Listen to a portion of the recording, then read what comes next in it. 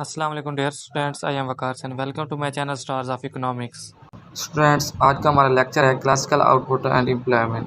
आज के लेक्चर्स में हम लोग ये देखेंगे कि जो क्लासिकल्स का मेन मोटिव था कि इकॉनमी के अंदर जो है वो फुल एम्प्लॉयमेंट लेवल होता है। तो आज हम ये देखेंगे कि वो कौन सी डिटर्मिनेशंस है, किस जगह पे जो हमारे पास एम्प्लॉयमेंट फुल लेवल होता है और हमारे पास आउटपुट का मैक्सिमम लेवल होता है। तो उसमें बेसिकली जो इकोनॉमिस्ट हैं वो दो तरह की मार्केट्स को इसकी डिटर्मिनेशन करने के लिए यूज़ करते हैं।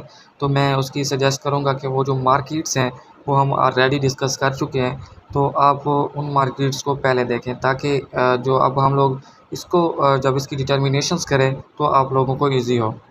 तो उनका लिंक जो है वो मैंने डिस्क्रिप्शन में दे दिया है। बेसिकली हम लोग यहाँ पे दो मार्केट्स को ही स्टडी करेंगे, जो उसका कॉम्बिनेशन बताएंगे। दोनों का जो मार्केट्स हैं उनके इक्विलिब्रियम को हम देखते हुए हम लोग इसकी जो है वो देखेंगे कि आउटपुट लेवल कौन सा होता है मैक्सिमम, और हमारे पास फुल एम्प्लॉयमेंट लेवल कैसे डिटरमाइन होता है। तो इसमें हम लोग ये देखेंगे कि जो रिलेशनशिप है लेबर मार्केट और गुड्स मार्केट्स का, कि वो किस तरीके से ज़ाहिर करते हैं कि how much is actually produce in the economy, कि वो किस तरीके से क्या चीज़ जो है वो जो मार्केट्स हैं उसमें कितनी पोटेंशियल है, वो मैक्सिमम चीज़ें कितनी प्रोड्यूस कर सकती हैं दो मार्केट्स। ठीक है, तो इसमें हम लोग क्या करेंगे कि इन दोनों का हम लोग इक्विलिब्रियम दिखाएंगे और उसी से ही हम लोग इसकी डिटर्मिनेशन करेंगे।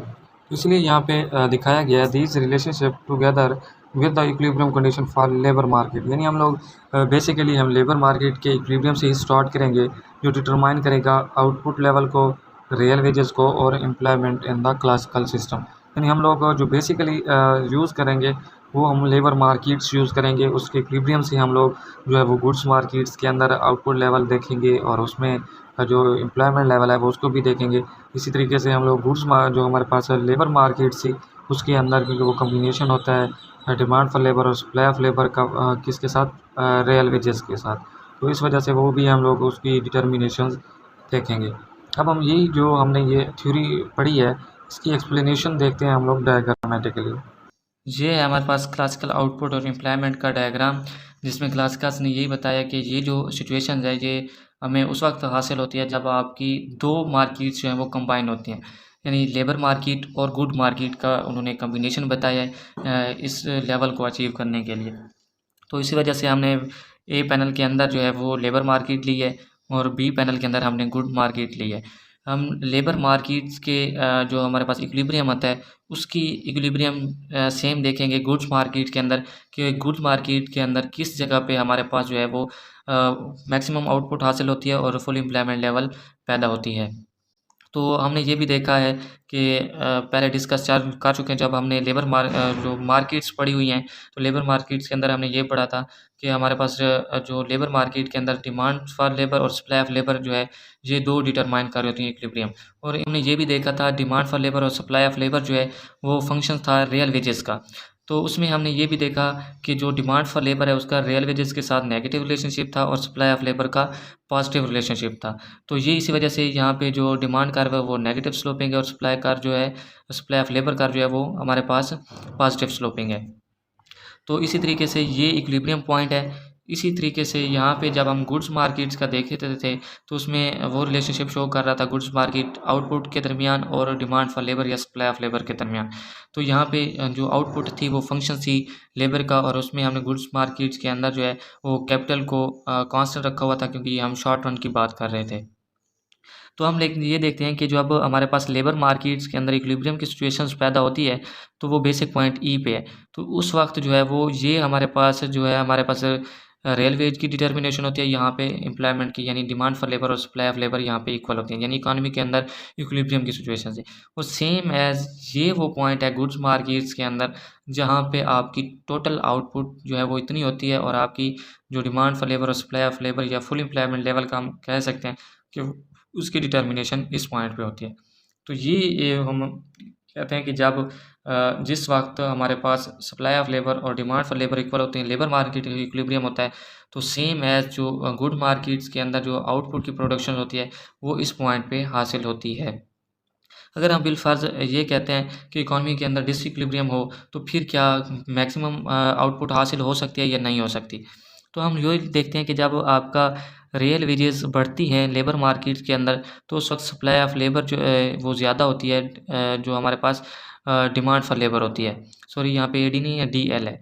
तो ये हमारे पास जब ज़्यादा होती है तो उस वक्त जो है डिसइक्विलिब्रियम की सिचुएशन है। तो उस वक्त अगर हम ये डिटर्मिनेशन देखें तो यहाँ पे देखें कि इस लेवल पे हमारे पास आउटपुट भी कम हो रही है और हमारे पास अनएम्प्लॉयमेंट भी बढ़ रही है, ठीक है, क्योंकि एम्प्लॉयमेंट का लेवल जो है वो डिक्रीज़ हो रहा है, तो इस वजह से अनएम्प्लॉयमेंट ज़्यादा पैदा हो रही है।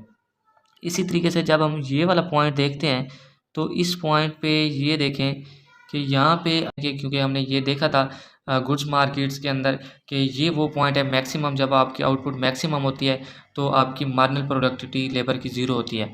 तो जब इस पॉइंट से देन आप मूव करते हैं, लेबर हायर करते हैं, तो उसकी आउटपुट के अंदर जो है वो नेगेटिव शुरू हो जाती है, यानी नेगेटिव रिटर्न जो आपकी टोटल आउटपुट है वो डिक्रीज़ होना शुरू हो जाती है और आपकी जो मार्जिनल प्रोडक्टिविटी ऑफ लेबर थी वो हमारे पास जो है नेगेटिव में चली जाती है।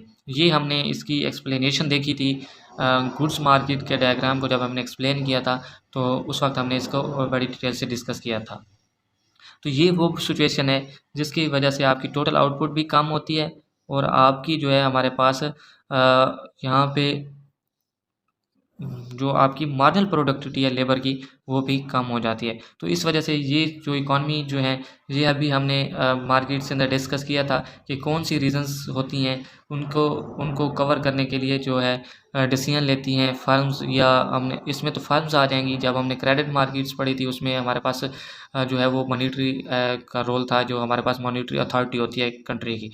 तो इसमें यही है कि किस तरीके से जो है वो इकॉनमी फुल एम्प्लॉयमेंट लेवल की तरफ मूव करती है, जो हम ऑलरेडी डिस्कस कर चुके हैं लेबर मार्केट के अंदर। तो ये वो सिचुएशंस जब ये डिसइक्विलिब्रियम की सिचुएशंस होती हैं तो इकॉनमी जो है वो डिसीजन करके वो इक्विलिब्रियम की सिचुएशंस पे पहुंच जाती है। तो सेम एज़ दोबारा वही पॉइंट हमें हासिल होता है जो हमें ओरिजिनली इक्विलिब्रियम की सिचुएशंस पैदा होती हैं। तो ये रीज़न थी क्लासिकल्स के मुताबिक, वो कहते हैं कि इकॉनमी के अंदर फुल एम्प्लॉयमेंट लेवल होता है हमेशा के लिए। तो उन्होंने ये रीज़न बताई कि इकॉनमी जो है वो ऑटोमेटिकली जो ये इक्वेशन जो डिसइक्विलिब्रियम की सिचुएशंस पैदा हुई हैं इससे मूव होकर वो इक्विलिब्रियम की कंडीशन पे दोबारा इकॉनमी वापस आ जाती है। तो इस वजह से जो कहते हैं कि ये फ्लक्चुएशंस के बाद जो है वो इकॉनमी अपनी असल पोजीशन पर वापस आ जाती है। तो ये था हमारे पास इसका डायग्रामेटिकली एक्सप्लेनेशन। अगर इसमें भी किसी किस्म का कोई क्वेश्चन है तो आप कमेंट सेक्शन में पूछ सकते हैं, इसे भी आपको इजी वे से एक्सप्लेन कर दिया जाएगा।